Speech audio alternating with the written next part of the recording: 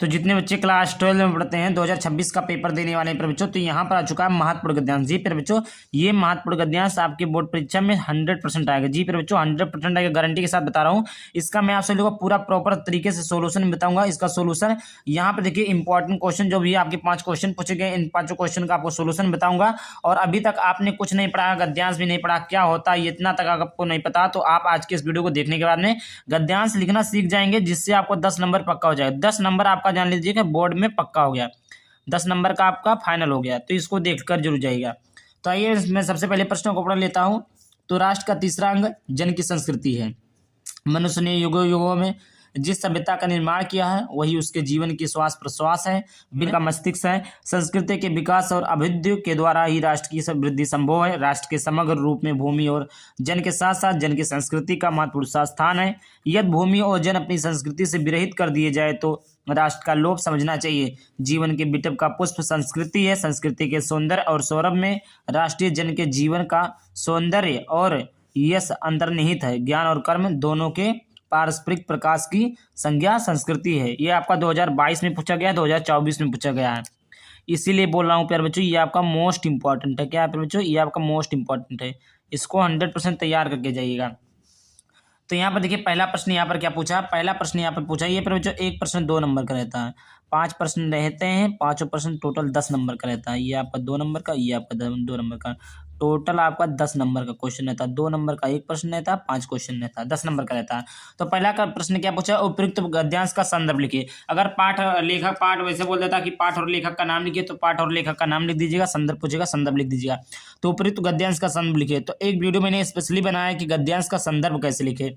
तो यहाँ पर सबसे पहले यहाँ पर संकेतांक डालेंगे, संकेत। अब देखिए संकेत कैसे डालेंगे, तो सबसे पहले यहाँ पर जो गद्यांश लिखा होता है, इसकी शुरुआत का 2 अक्षर और लास्ट का 2 अक्षर, इसको आप लोग यहाँ पर संकेत में डालेंगे डॉट डॉट करके।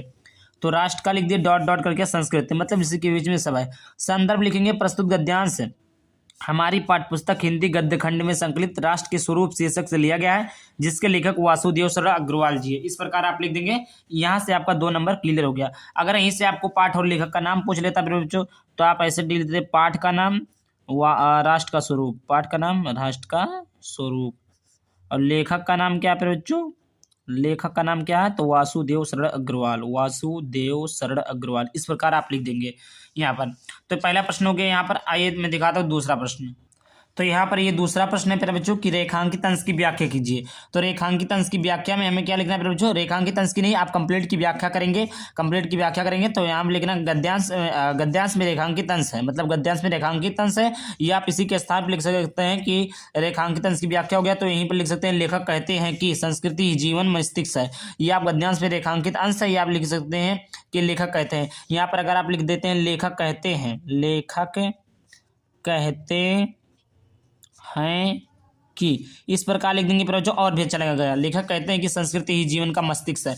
अब आपको प्यारे बच्चों मैं बता दूं, यहाँ पर मैं आप लोगों को बता दूं मस्तिष्क है। उसके बाद में क्या लिखा प्यारे बच्चों, इसका अर्थ है कि संस्कृति किसी भी समाज या राष्ट्र के लोगों के लिए मानसिक और बौद्धिक पहचान का कार्य करती है। जिस प्रकार मस्तिष्क के बिना शरीर का कोई अस्तित्व या कार्य नहीं होता, उसी प्रकार संस्कृति के बिना किसी राष्ट्र के जन की कल्पना अधूरी है। प्यारे बच्चों आपको पता होगा, जैसे यहाँ पर कहा गया है कि संस्कृति किसी भी समाज का राष्ट्र के लोगों के लिए मानसिक और बौद्धिक पहचान का कार्य करती है। जिस प्रकार मस्तिष्क के बिना शरीर का कोई, अभी आपके पास ब्रेन है, आपके पास दिमाग है, आपके पास मस्तिष्क है।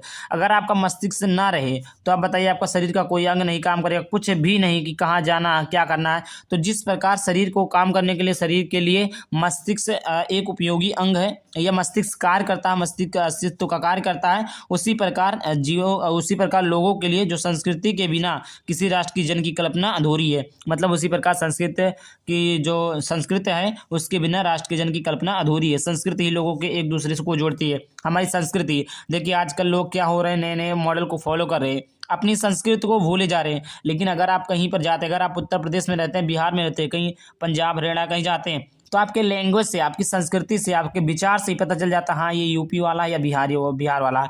तो इस प्रकार आपकी संस्कृति ही आपकी पहचान है।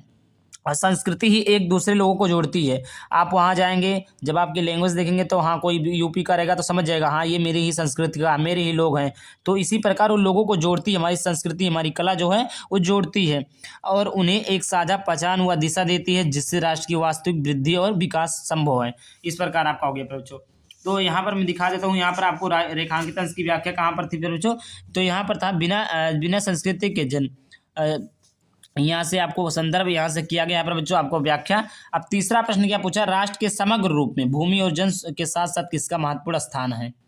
तो प्यारे बच्चों इसका उत्तर देखिए, राष्ट्र के समग्र रूप से भूमि और जन के साथ साथ किसका महत्वपूर्ण स्थान है प्यारे बच्चों। तो यहाँ पर देखिए राष्ट्र के समग्र रूप में भूमि और जन के साथ साथ जन की संस्कृति का महत्वपूर्ण स्थान है। इस प्रकार आपका जो प्रश्न दिया रहता है प्यारे बच्चों, इसी गद्यांश पे ढूंढ कर लिखना रहता है। आप देखिए ऐसे आसानी से 2 नंबर मिल गया। यहाँ पर देखिए लिखा राष्ट्र के समग्र रूप में भूमि और जन के साथ साथ जन की संस्कृति का महत्वपूर्ण स्थान है। उसी प्रकार हम इसको अगला जोड़ देते हैं बच्चों। तीसरा प्रश्न क्या दिया है, चौथा दिया है, कब राष्ट्र का लोप समझना चाहिए। तो यहाँ पर देखिए बच्चों कब राष्ट्र का लोप समझना चाहिए। तो यहाँ पर देखिए संस्कृत के विकास का वृद्धि द्वारा ही राष्ट्र की वृद्धि संभव। राष्ट्र के समग्र रूप में भूमि और जन के साथ साथ ही संस्कृत का महत्वपूर्ण योगदान है। यदि भूमि और जन अपनी संस्कृति से विरहित होकर कर दिए जाए तो राष्ट्र का लोप समझना चाहिए। तो यहाँ से आप लिख देंगे कि भूमि और जन अपनी संस्कृति से विरहित कर दिए जाए तो राष्ट्र का लोप समझना चाहिए। ये चीजें यहाँ पर लिखा हुआ है। अगला 5वां प्रश्न यहाँ पर पूछा है बच्चों कि संस्कृत के सौंदर्य और सौरभ से क्या अंतर्निहित है। तो यहाँ पर देखिए अभी आपने इसको भी पढ़ा है।